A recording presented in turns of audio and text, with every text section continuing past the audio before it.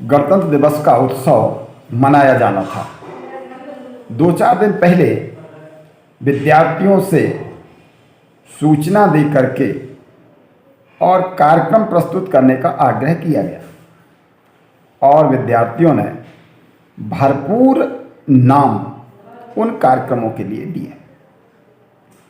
न केवल 26 जनवरी पर ऐसा होता है, 15 अगस्त पर भी ऐसा ही होता है, वार्षिक उत्सव पर भी ऐसा ही होता है। विद्यालय में कोई भी ऐसा कार्यक्रम जो प्रतिभा प्रदर्शन का हो, सांस्कृतिक कार्यक्रम हो, कवि सम्मेलन हो, कोई त्योहार या जयंती हो, खास तौर पर जिसमें बहुत अधिक नाचने की संभावना हो, तो विद्यार्थियों की रुचि अनंत गुनी बढ़ जाती है। जिन बच्चों से ठुमकते भी नहीं आता है, वो भी एक एक सप्ताह की प्रैक्टिस करके, अभ्यास करके और नाचना सीखने लगते हैं।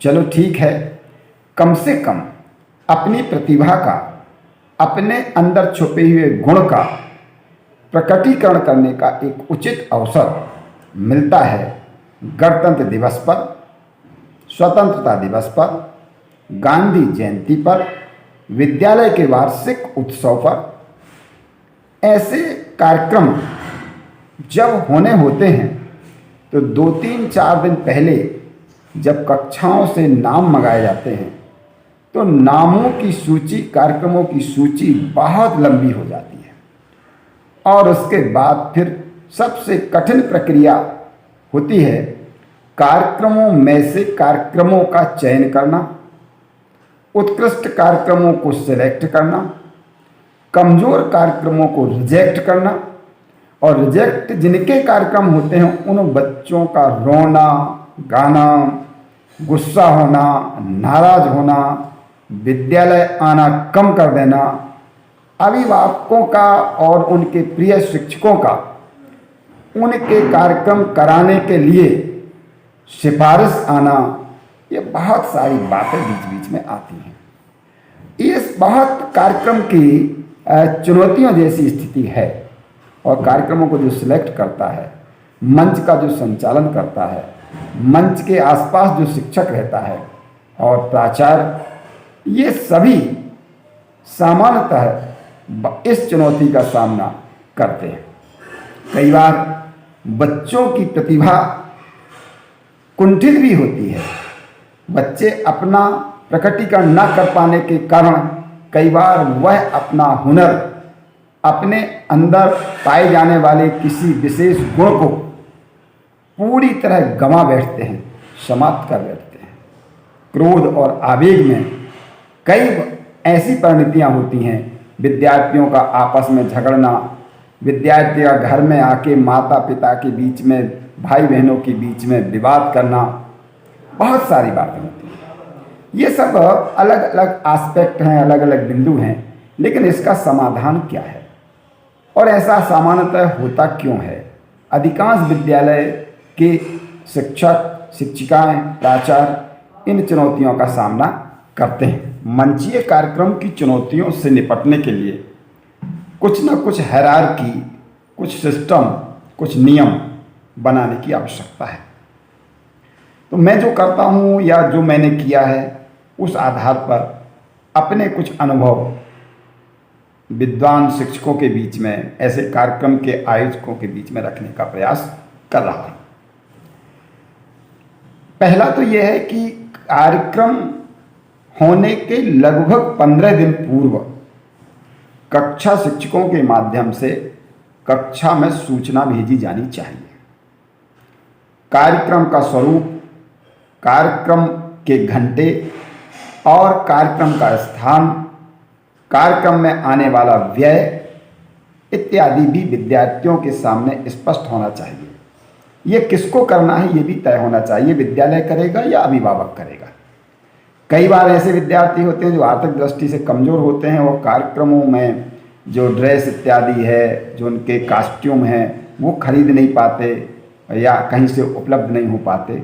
वो भी एक उनके लिए चिंता का विषय होता है। उसके बाद प्रयास ये होना चाहिए कि विद्यालय के लगभग 70 से 80% विद्यार्थी, चाहे भले उस विद्यालय में 500 विद्यार्थी पढ़ते हों या 1000 विद्यार्थी पढ़ते हों या 300 विद्यार्थी पढ़ते हों, लगभग 70 से 80% विद्यार्थियों का मंचीय कार्यक्रमों में समावेशन होना चाहिए, उनकी प्रतिभा का प्रदर्शन होना चाहिए। एकल कार्यक्रमों से बचना चाहिए।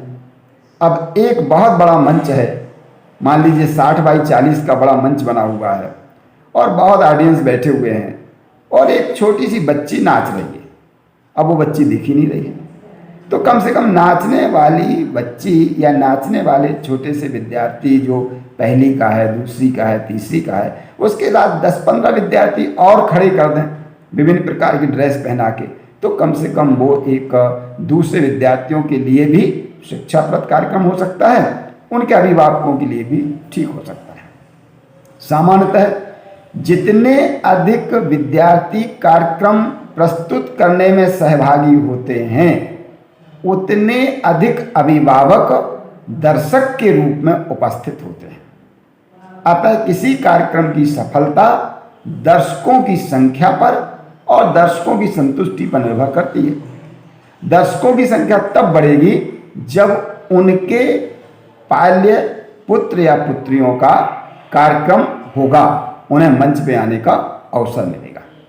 इसलिए एकल कार्यक्रम से बचना, सामूहिक कार्यक्रमों को करना, एक कक्षा से न्यूनतम 3 कार्यक्रम तैयार करवाना और उसमें से एक कार्यक्रम का चयन करना।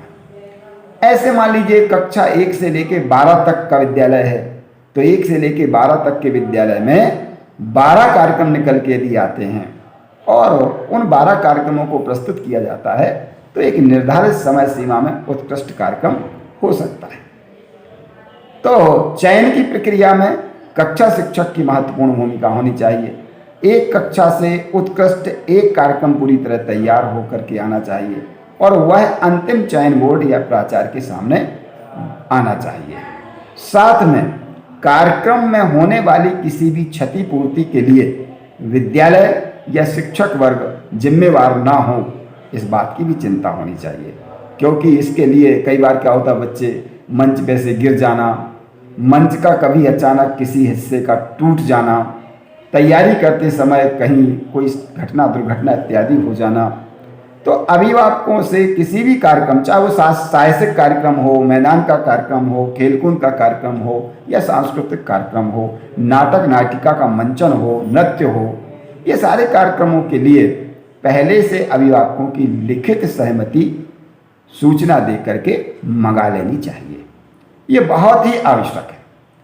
फिर ये बात ध्यान रखना चाहिए कि कार्यक्रम उस उत्सव के भाषा को, परिभाषा को प्रस्तुत करता हो। उदाहरण के लिए यदि मान लीजिए गणतंत्र दिवस का कार्यक्रम है, तो राष्ट्रीय पर्व है, राष्ट्रीय पर्व के कार्यक्रम में घूमर डांस करवा दिया जो राजस्थानी एक नृत्य है, या कोई ऐसा स्टंट करवा दिया या कोई ऐसा काम करवा दिया, ऐसा गीत करवा दिया जो श्रृंगार से संबंधित है, उस अवसर से रिलेटेड, उस अवसर से संबंधित अगर कार्यक्रम नहीं है, उस अवसर को दर्शाने वाला, प्रेरणा देने वाला यदि कोई कार्यक्रम नहीं है, तो ऐसे कार्यक्रमों से बचना चाहिए। कार्यक्रम किसी अभिभावक की तुष्टि के लिए, कार्यक्रम किसी विद्यार्थी की संतुष्टि के लिए, कार्यक्रम कोई बुरा ना माने इसके लिए करवाना, ये तो बुद्धिमत्ता नहीं है। साहसपूर्वक ऐसे कार्यक्रमों को काटना और छाटना चाहिए जो कार्यक्रम उस अवसर के लिए उपयोगी ना हो या उस अवसर की प्रासंगिकता को प्रकट ना करते हैं। तो पर्याप्त 15 दिन पहले कक्षा शिक्षक के माध्यम से एक कक्षा से 3 कार्यक्रमों की तैयारी करवा के अंततः एक कार्यक्रम का चयन करके, ऐसे करके 10-12 कार्यक्रम मांगे जा सकते हैं। फिर इस बात का ध्यान रखना बहुत जरूरी है, कई बार मंच पर कुछ निर्धारित विद्यार्थी घूमते नजर आते हैं। हमारे कुछ चहेते विद्यार्थी होते हैं, कुछ ऐसे विद्यार्थी होते हैं जो मंच संचालन अच्छा कर लेते हैं, कुछ ऐसे विद्यार्थी होते हैं जो बार बार हर कार्यक्रम में मंच पर दिखाई देते हैं। ये तो ठीक बात नहीं है। सभी विद्यार्थियों को आगे बढ़ने का अवसर मिलना चाहिए और इसके लिए मध्य प्रदेश शासन में और भारत में भी CCLE की प्रक्रिया प्रारंभ की गई, जिसमें उन्हें पर्याप्त गाने का, नाचने का, अभिनय करने का, अपनी अभिव्यक्ति देने का, कविताएं गढ़ने का, लिखने का बहुत कुछ अवसर मिलता है। सब कुछ पूरे विद्यार्थियों का 21वीं सदी के अनुकूल अपनी प्रतिभा को विकसित करने का, अपने कौशल को विकसित करने का पूरा अवसर आज की प्रणाली में उपलब्ध कराया गया है। अतः शिक्षकों को ऐसे कार्यक्रमों को कराते समय चयन प्रक्रिया में बहुत स्पष्टता, सावधानी और इसके साथ सहमति का भी ध्यान रखना चाहिए। बहुत कुछ और भी है जो कार्यक्रमों की तैयारी करते समय ध्यान रखना चाहिए, कार्यक्रमों को प्रस्तुत करते समय ध्यान रखना चाहिए, जैसे हम अगले एक वीडियो में आपके सामने रखेंगे। जैसे कई बार क्या होता है कि मंच बहुत बड़ा है और नाचने वाला कई बार मंच के किसी एक कोने में नाचता है। 10-15 विद्यार्थी हैं, वो किसी निश्चित एक दिशा में घुसते हैं। कई बार मंच के बहुत पिछले हिस्से में चले जाते हैं, कई बार मंच के बहुत अगले हिस्से में आ जाते हैं। कहाँ रहना, कैसे रहना। और एक बात, सामान्यतः मंचीय कार्यक्रमों में आजकल डीजे का बड़ा प्रभाव है, रीमेक्स का बड़ा प्रभाव है। बड़े बड़े साउंड लगा करके बहुत ज़्यादा कोलाहलपूर्ण ढंग से और बहुत बड़े बड़े स्टंट करवाना, ये भी एक प्रचलन हो गया है। हमारी लोक संस्कृति, हमारे लोकगीत, हमारे लोक नृत्य धीरे धीरे तिरोहित होते जा रहे हैं, खोते जा रहे हैं। पहले ऐसा होता था कि 4 बच्चियां एक गीत गाती थीं, अपने ही कुछ विद्यार्थी या शिक्षक मिलकर के वाद्य यंत्र बजाते थे और मंच के ऊपर अभिनय करके और कुछ बच्चे गाते थे। तो बजाने वाले अपने, गाने वाले अपने और नाचने वाले अपने, तीनों विधाएं नृत्य, गायन और वादन, इनका विकास होता था। लेकिन जब से मोबाइलों के माध्यम से या पेन ड्राइव के माध्यम से विभिन्न प्रकार के नृत्य होने लगे हैं, तो उसमें प्रतिभा का सही मूल्यांकन नहीं हो पाता है। साथ में ये ध्यान रखना चाहिए क्या उचित है, क्या अनुचित है, आयु वय के अनुसार क्या विद्यालय में होना चाहिए, क्या नहीं होना चाहिए। जो भी हो रहा है विद्यार्थी के और देखने वाले अभिभावकों के मन मस्तिष्क में क्या प्रभाव होगा और समाज क्या संदेश लेकर जाएगी, इस बात का भी ध्यान रखना चाहिए। विद्यालयों में होने वाले कार्यक्रम ऐसे आदर्श होना चाहिए कि समाज में उसका स्वरूप एक मंदिर का हो, एक सामाजिक चेतना के केंद्र के रूप में विद्यालय विकसित हो और समाज के लोगों की श्रद्धा उस विद्यालय के प्रति नित्य नूतन बढ़ती जाए। ऐसे कार्यक्रम करेंगे तो अभिभावक भी प्रसन्न होंगे, विद्यार्थी भी प्रसन्न होंगे। और कुछ बातें भी हैं जिसको हम अगले वीडियो में आपके सामने रखेंगे। तब तक के लिए नमस्कार।